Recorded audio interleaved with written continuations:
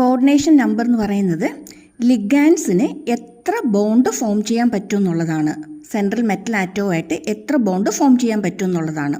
അപ്പോൾ ഇവിടെ നമുക്ക് തന്നിരിക്കുന്ന ലിഗാൻഡ് എന്ന് പറയുന്നത് അക്വയാണ്. ഇവിടെ തന്നിരിക്കുന്ന ക്ലോറിഡോ, ദെൻ ഇവിടെ വന്നിരിക്കുന്നത് അമൈനാണ്. അപ്പോൾ ഇതിൻ്റെ ഡെൻസിറ്റി എത്രയാണെന്ന് നോക്കുക. അതിന് എത്ര നമ്പറാണോ തന്നിരിക്കുന്നത് ആ നമ്പർ കൊണ്ട് മൾട്ടിപ്ലൈ ചെയ്യുക. ഇവിടെ അക്വ എന്ന് പറയുമ്പോഴത്തേക്കും മോണോഡെൻഡേറ്റ് ലിഗാൻഡാണ്. മോണോഡെൻഡേറ്റ് ലിഗാൻഡ് ആകുമ്പോഴത്തേക്കും അതിൻ്റെ ഡെൻസിറ്റി 1 ആണ്. അങ്ങനത്തെ എത്ര എണ്ണം ഉണ്ട്?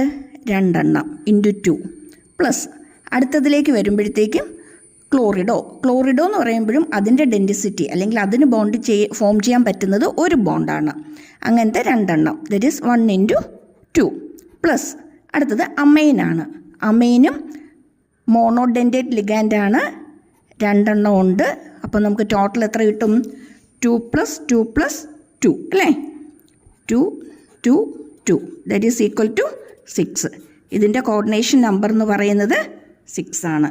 കോർഡിനേഷൻ നമ്പർ എന്ന് പറയുന്നത് സെക്കൻഡറി വാലൻസിയെ റെപ്രസെൻ്റ് ചെയ്യുന്നതാണ്. കോർഡിനേഷൻ നമ്പർ സെക്കൻഡറി വാലൻസിയെ റെപ്രസെൻ്റ് ചെയ്യുന്നതാണ്. ഓക്കെ, ഇനി അടുത്ത കോമ്പൗണ്ടിലേക്ക് വരുമ്പോഴോ എഥിലിൻ ഡയമീൻ ആണ് ഇവിടുത്തെ ലിഗാൻഡായിട്ട് വന്നിരിക്കുന്നത്. എഥിലിൻ ഡയമൈൻ എന്ന് പറയുന്നത് ബൈഡെൻഡേറ്റ് ലിഗാൻഡാണ്. ബൈഡെൻഡേറ്റ് ലിഗാൻഡ് ആണെങ്കിൽ അതിൻ്റെ ഡെൻസിറ്റി എന്ന് പറയുന്നത് 2 ആണ്. 2 ബോണ്ടാണ് അതിന് ഫോം ചെയ്യാൻ പറ്റുന്നത്. അങ്ങനെ എത്ര എണ്ണം ഉണ്ട് ഇവിടെ? 3 എണ്ണം തന്നിട്ടുണ്ട് അല്ലേ?